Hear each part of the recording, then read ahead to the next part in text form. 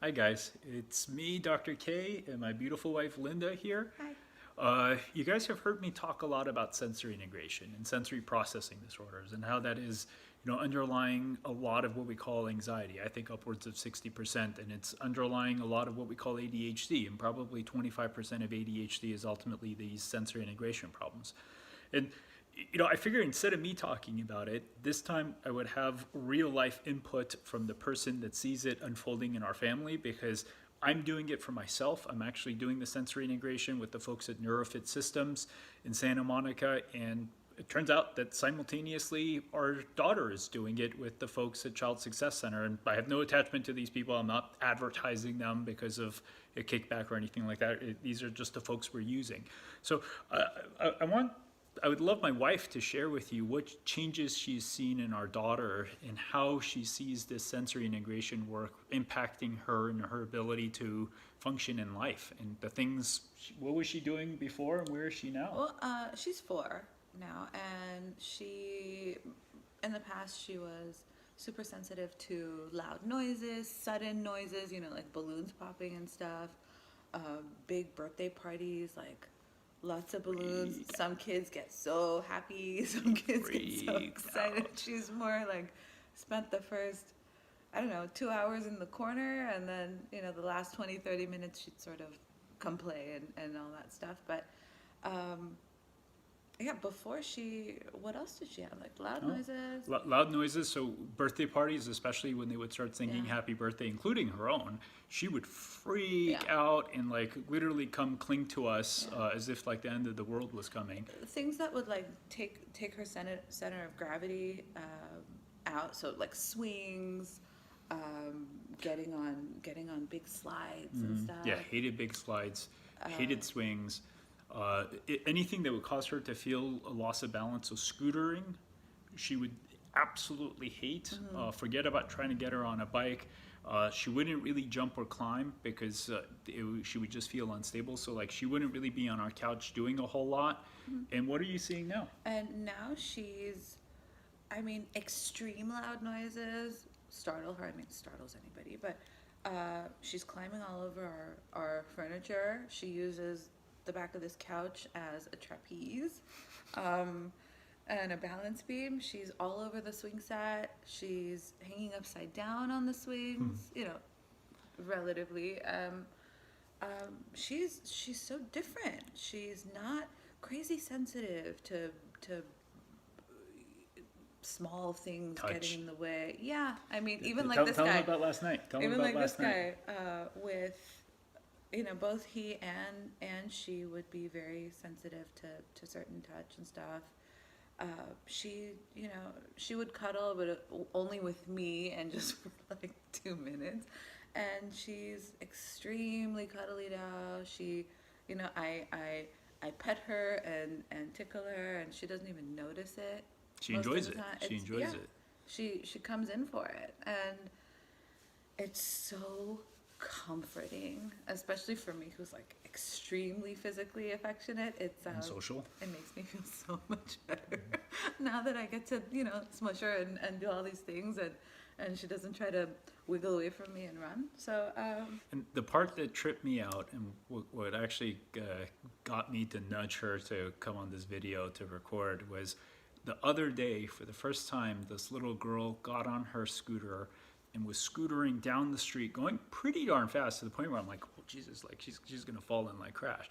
And she was actually liking it. And some of you will say, well, that's just like kids just kind of develop, in 4 weeks, in 6 weeks, kids don't go from being sensory averse, terrified of movement to suddenly seeking it and wanting it. And Yeah.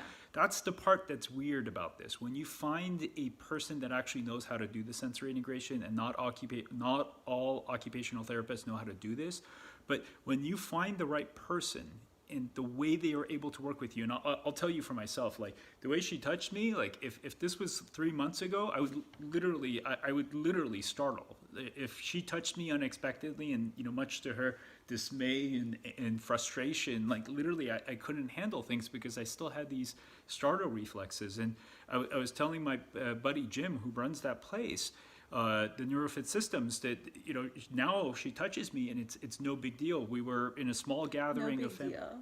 I'm do you enjoying enjoy it. any of this? I'm sorry, I'm enjoying this. It's not causing that reaction. We had a small gathering of our immediate family, and you know, our family sometimes gets really rowdy. And My side, mostly my side.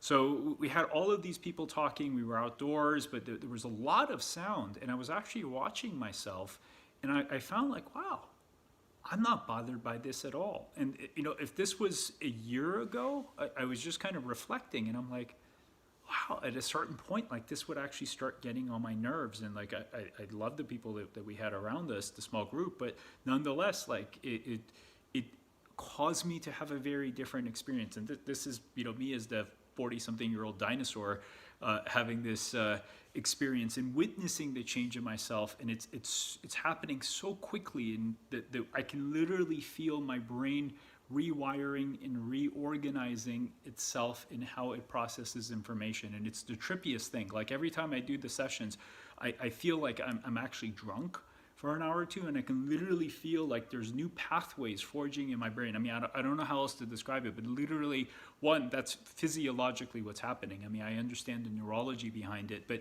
I can actually feel my body rewiring, and it is the coolest thing on the face of the planet. And, you know, have you seen anything else in me? I mean, you don't get tired. Before, I think you used to use so much energy trying to just kind of keep up to like maintain, that by the end of the night you're just like, I'm exhausted, my head hurts, this and that. You don't do that anymore. No, I've got a weird amount of energy. The other thing that I think I was sharing with you was that before, there was almost like, have you ever been in a place where there's this annoying like buzzing noise in the background? It's like all the time. In a way, that was my experience with anxiety. There was this buzzing baseline anxiety always humming in the background that was just normal to me. It's what I'd always known. And what is unusual is I found that buzzing noise is pretty much gone. I just feel more comfortable, more at ease in myself. I feel more calm. And it's not because I've been meditating hours per day. It's not like I've changed my supplement regimen. It's not like I've changed my diet, even though I'm very mindful of these things. But these things were all the same as they were a few months ago. And the same thing with our daughter. Lana is actually more calm. And just more grounded as a human being. And I think all of this goes around what happens to the neurology when the neurology is not constantly taxed processing information from the world around it. Again, I think 50% of what we call anxiety is actually these errors. 25% of ADHD plus is probably these errors. So these things are way more common than we realize, and everyone out there needs to be talking about this and thinking about this because it's right underneath our noses and we just don't even know how to pay attention to it. Anything else? Cool. Well, thanks for watching. Ciao.